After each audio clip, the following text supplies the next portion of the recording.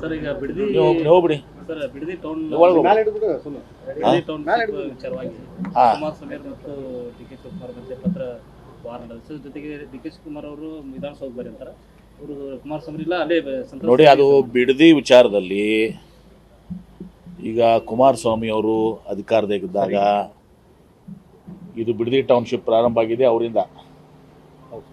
ಆವಾಗ ಇವ್ರದ್ದು ಒಂದು ನಿಲುವು ಬೇರೆ ಇತ್ತು, ಈಗ ಒಂದು ನಿಲುವು ಬೇರೆ ಅದ, ರಾಜಕೀಯ ನಿಲುವು.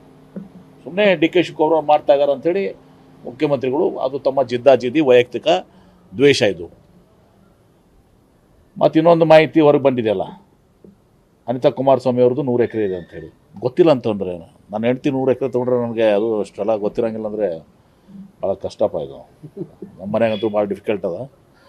ಅವ್ರ ಮನೇಲಿ ಏನಿದೆ ವೈಯಕ್ತಿಕ ನಾನು ಮಾತಾಡೋಕ್ಕೆ ಹೋಗೋದಿಲ್ಲ ಏನ್ರಿ.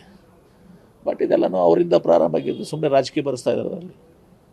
ಗೊತ್ತಿದ್ದು ಮತ್ತು ಅವರೇನು 100 ಎಕರೆ ತೊಗೊಂಡಿದ್ದಾರೆ ಅದು ಬಿಡಿ, ಅದು ಒಂದು ಭಾಗ ಆಯ್ತು. ಇವ್ರ ಕಾಲದಲ್ಲೇ ಎಲ್ಲ ಆಗಿತ್ತಲ್ಲ ಅದು. ಬಿಡದಿ ಇದು ಪ್ರಾರಂಭ ಆಗಿದೆ ಯಾವ ವರ್ಷದಿಂದ? ಅದು ಇಲ್ಲ ಸರ್, ಅವಾಗ 10-15 ವರ್ಷ ಆಯಿತು, ಅದು 15-20 ವರ್ಷ ಆಯಿತು. ಅವಾಗ ನಾನು ಮಾಡ್ಬೇಕಂತ ಹೊರಟಿದ್ದೆ, ಆದರೆ ರೈತರು ವಿರೋಧ ಮಾಡಿದ್ದಕ್ಕೆ ನಾನು ಅವಾಗ ಅಲ್ಲಿಗೆ ಸ್ಟಾಪ್ ಮಾಡಿದೆ. ಬೇಡ ಅಂತ ಅವಾಗ ಯಾಕೆ ಅದನ್ನ ಇದು ಮಾಡಿಬಿಡ್ಬಿಡ್ಲಿಲ್ಲ, ಅದನ್ನ ಕೈ ಬಿಡಬೇಕಾಗಿತ್ತಲ್ಲ. ನೋಟಿಫಿಕೇಶನ್ ಯಾಕೆ ಮುಂದುವರಿತು? KDB-ಯಿಂದ ನೋಟಿಫಿಕೇಶನ್ ಮಾಡಿದ್ವಿ, ಮೊದಲು ನೋಟಿಫಿಕೇಶನ್ ಮಾಡಿದ್ವಿ ಏನ್ರಿ. ಪಾದಯಾತ್ರೆ ಎಲ್ಲ ಮಾಡ್ತಾ ಇದ್ದಾರೆ ಯಾರು? ಅದೇ ನಾಟಿಕೆ ಎಲ್ಲ ಜನಕ್ಕೆ ಗೊತ್ತಾಗುತ್ತೆ. ಈಗ ರೈತರು ಒಂದು ಭಾಗ, ನಿಜವಾದಂಥ ರೈತರು ಈಗ ನಮ್ಮಲ್ಲಿನೂ ಕೂಡ ಹೋರಾಟ ಮಾಡ್ತಾರೆ ಇಂಡಸ್ಟ್ರಿಯಾಗ. ನಾನು ರೈತರ ಬಗ್ಗೆ ನಾನು ಮಾತಾಡೋದಲ್ಲ ಏನ್ರಿ. ಆದರೆ JDS ಕುಮಾರಸ್ವಾಮಿ ಅವ್ರದ್ದು ರಾಜಕೀಯ ಇದ್ದಾರೆ. ರೈತರು ನಮ್ಮ ಭೂಮಿ ನಾವು ಕೊಡೋಂಗಿಲ್ಲಪ್ಪ, ನಮ್ಗೆ ಹೆಚ್ಚಿನ ಪರಿಹಾರ ಬೇಕು, ನಾವು ಕೊಡೋದಿಲ್ಲ ಅಂತಲೂ ಹೇಳ್ಬೋದು, ಅದವ್ರ ಅಧಿಕಾರ ಇರ್ತದೆ. ರೈತರ ಬಗ್ಗೆ ನಮ್ದು ಯಾವುದೂ ತಕರಾರಿಲ್ಲ. ಆದರೆ ಇವರು JDSನವರು ಕುಮಾರಸ್ವಾಮಿ ಅವರು ಇದ್ರಾಗ ರಾಜಕೀಯ ಮಾಡ್ತಾರೆ.